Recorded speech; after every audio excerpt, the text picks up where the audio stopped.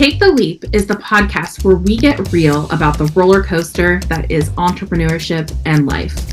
Sure, some folks make running a business look like a walk in the park, but let's be honest, it's more like a wild ride through a theme park with a lot of unexpected twists and turns. Join us, your co-hosts, Ashlan and Tory, as we spill the beans on our own real-life experiences and shine a spotlight on some amazing guests. From the highs of success stories to the lows of epic failures. And hey, we'll even throw in some cringe-worthy, laugh-out-loud, embarrassing moments for good measure. So buckle up and tune in every Tuesday and Thursday for a dose of raw, unfiltered truth about what it's really like to chase your dreams and build a business. Whether you're a seasoned entrepreneur or just dipping your toes into the startup world, we've got something for everyone, even if it's just to make you think, wow, I'm glad I didn't do what they did.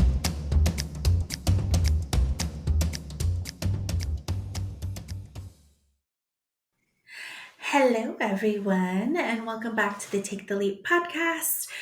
For today's solo episode, Tori and I are going to riff on our interview with Clay Beeman, who, it was a great conversation. I think it's so funny. The themes of imposter syndrome continue to come up everywhere. Every episode, yeah. Every episode. And so, yeah, hello, listeners. You're going to have it. It's going to happen. But what I love that Clay shared was that you just have to trust your gifts and talents.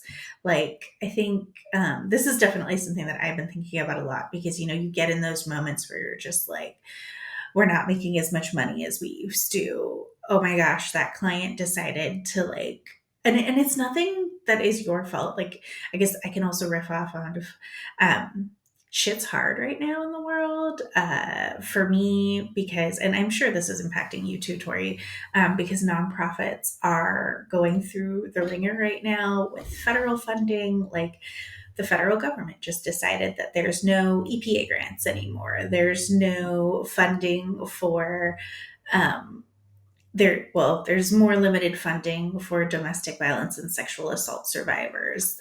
There were many organizations that are still in the process of figuring out if they're going to be able to access funds, that were promised by the government to be able to do social services for the people. A lot of things that our government doesn't do for us that used to happen back in the day.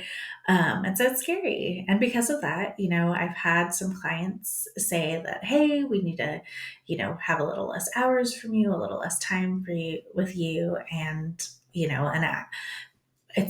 it's not like I can go, help them fundraise, go find that. And what I kind of am happy with, it's not that like it's my work product or anything, or that they're saying like, hey, we're going to completely let go of your contract. But, they're asking for flexibility and, for an opportunity to like regain stability as well right now. So yeah, so I think that has made me really down in a lot of ways. But remembering that like I do fucking good work and that, yeah, maybe if it's not coming from here, you have to get through it by putting out more proposals and, seeking out more business elsewhere or, being calm and being patient with the process as things continue to unfold. So anyways, I feel like I just spewed a lot.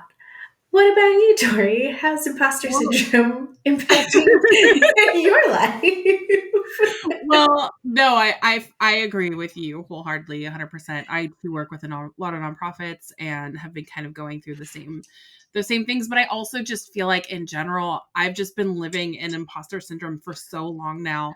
And it's really hard to just remember that like, this isn't about me. But I think when I am able to kind of wrap my head around that concept of like, I can't control this. This isn't about me. There's literally nothing I can do about this. And even if a client isn't working with me because they don't like me, no one has ever told me to my face they don't like me. But let's just say if those thoughts that are going through my head of, oh, they hate me, they think I'm stupid, they don't, they don't think my work is good enough, whatever. Let's just say for a moment that that's true. Fine. Yeah. Fine. Mm-hmm. I don't want to work with them if they don't like me anyway, if they don't have faith in me anyway. And the thing That's is, true. I've had so many other clients that I've worked with who have said those things of like, you've made such a difference in my business. I really enjoy working with you. Thank you so much for your time. That Mm-hmm. I know that there are people out there who will work with me, who I will appreciate, and it's going to be fine. And I've been Mm-hmm. able to prove my skill set over and over again. Yeah. So I think at the end of the day, like, I don't know how to make it stop.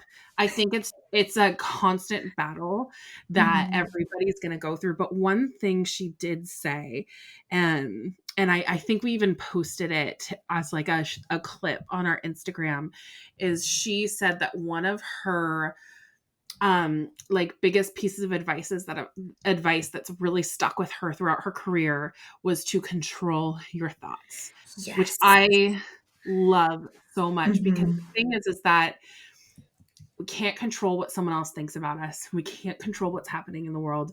We can't control a lot of things, but we can control our own thoughts. And I'm not an expert at this by any means, but when you feel those negative patterns coming on, at the end of the day, regardless of if those thoughts are true or not, they're not serving you. They're not helping you Mm-hmm. move forward. They're not helping you make decisions, and they're not making you feel good about yourself. So if Mm-hmm. you can shut that bitch up that's just treating you like crap, like if you were saying the things that you say to yourself about a best friend or to someone else's face, wouldn't you feel like a terrible person? Oh, totally. Yeah. Yeah. You can't. Yeah. You, Yeah.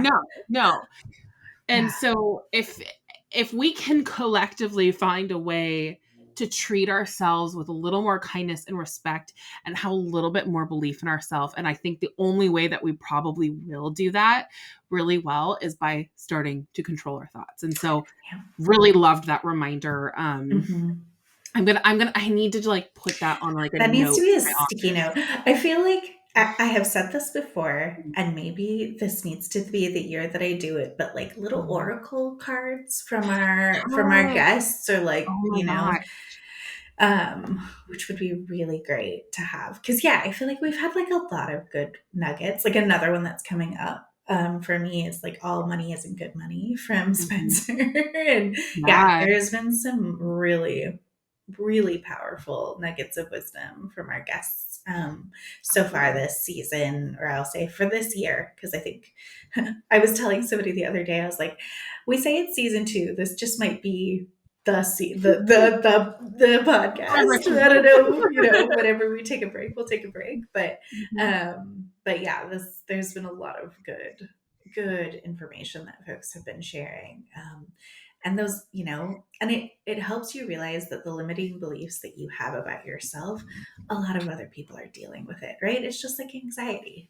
It doesn't, it is very much in your head. And I think what's really beautiful, and we can probably, yeah, we can totally talk about it, is like you, me, and Mary are in like the three, I was going to say a three-way. I'm just going to say that it's a three-way. It's a chat. It's a WhatsApp chat that all three of us are on. But whenever one of us has like shit going on, we put it in the chat, and then we get words of encouragement from somebody Mhm. else pretty much immediately, or within the next, Yeah. few hours or something like that, to help us kind of process and get through it. And I'm going to bring it back again. This is why we started Take the Leap. It is a supportive place for entrepreneurs for when you are alone. Because I have heard that from people who have been listening to our podcast. They're like, entrepreneurship is so lonely, but I don't feel alone when I listen to you talk about the same stupid spinny spiral shit that's in my head, and making it okay and making it acceptable to be vulnerable and to process things and to not rush into things and to be really intentional and aware of what's happening, internally in your business and externally in the world, which I think is quite beautiful. It is. It is. It's important to have that. Yeah. Thank you, Ashlan, for being my support system in business and life. You're my ride or die. I just, Exactly. yeah. Can't have too many of them, but you Nope. were on that list. Love it. Love Well, all right. Any other thoughts on imposter syndrome or trusting No, in your own gifts? I'm sure I'm gonna talk about it again next week Oh, too. totally. So we'll Yeah. We'll leave it at work that. together. Awesome. Well, let's go to our next section where we talk about what is your one win for this past week. Yeah, so my win is that I got through the week with a sick toddler. So he is doing better. He's doing great. But we had a really rough week just in terms of our household being sick and down and out. And my husband also threw his back out. And so it was just like a lot. It was a lot, but all of the urgent work stuff I needed to do got done. All my clients got taken care of. And we got a podcast recording in this week. That's So right. you know what? I did it. And you know what we're going to do tonight? We're going to order pizza and we're going to watch a movie or a show. At least much of it as our toddler will let us. Have you watched The Wild Robot yet on Peacock? I think he would really. I think it would be a wholesome family movie. Okay, For I'll you. look that up. So it's really cute. Okay. Yeah. Perfect. I will look that up. What about you? What is your win? I'm having more health journey wins this week. So as I guess I'll announce it to the podcast. This year, as I have in many other years, as most people do, in January, decided that this is the year to take care of my health, like fully lose weight, take care of my health. I chose to go on compound semaglutide, which is like the active ingredients in Ozempic, but it's not Ozempic. And then I also started working with a chiropractor to fix my back. And so I have, I'm going in 3 times a week to get adjustments.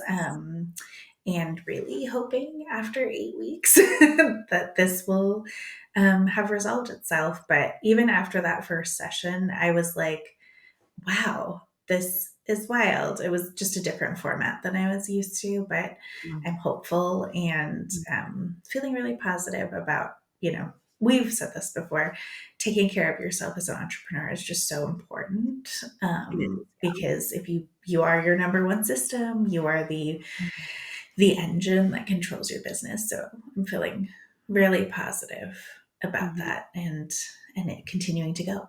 So yeah. Well, I'm proud of you for taking care of yourself this year. Thank you.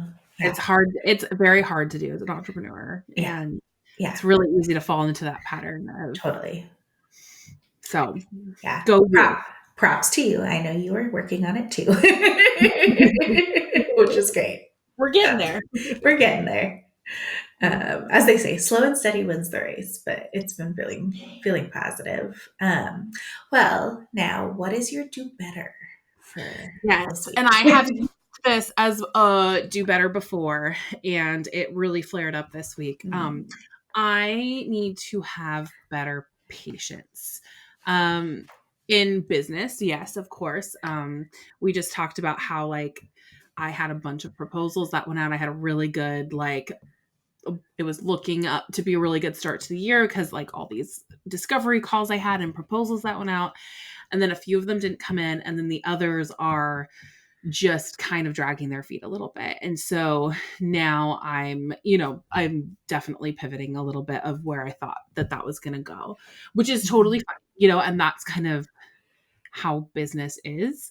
And so I think I definitely need more patience there. And I need to just remind myself that the right things will come along when they're supposed to. But then also in my personal life, when I'm very stressed out and when I have a toddler that is very clingy and been a little overstimulated this week, I've definitely lost my patience a couple of times. And I know every parent does every once in a while. And it doesn't make me a bad parent. But I need to work on my patience, because it's not my toddler's fault that I'm stressed. It's not my husband's fault that I'm stressed. And it's just a friendly reminder that I need more patience. So that is what I need to work on. That is fair. And what about you? Mine is not working in front of the TV, because I realized I was working in our living room. We had a show on, and my husband's like, "Do you even know what happened?" I'm like, "Nope, I do not." I do the same thing. I can't work and watch TV unless it's like it depends on what it is. Yeah. Yeah. Like, I do really well. You know this. I love to watch trashy reality TV. Can totally follow that. But yeah, so I had some stuff that my in-laws are coming today, so I had stuff that I really wanted to get out the door, but I also wanted to hang out, near to my husband and not stay locked in my office. And so that is my do better, is to recognize that I need to work in time. And then earlier this week was it this week? I think it was earlier this week. I was like cutting off, like basically being like, at this point in time in the evening, I'm going to like put all the devices and everything away. And I brought out a coloring book that's like Color Me Fresh Stress Free. And I was doing that just to like decompress. And it actually made me sleep a ton better. And so I'm just trying all these different ways and reading and doing all this stuff. But yeah, so. Oh, and as always, as humans, right? There's always going to be things that we feel like we can do better. Always. Yeah. Always. Yeah. Well, I love that. Thanks for sharing that. Yeah. Well, that's it for our conversation. If you have been listening and you need to process things like imposter syndrome or trusting your gifts and talents, please send us a message or leave us a comment or a DM. And then we would also love if you share what your win and your do better for this week is. And with that, we will let you all go, and thank you for listening. Thanks, everyone. Bye for now. Thank you for listening to the Take the Leap podcast. We hope you found useful takeaways you can apply to your entrepreneurial journey. Subscribe so you don't miss future episodes, and keep in touch and follow us on Instagram. If you have business questions, shoot us a direct message or leave us a comment. We'll try to cover it in an upcoming episode. And visit our website, taketheleap-today.com, for more resources like our online course that accompanies this podcast.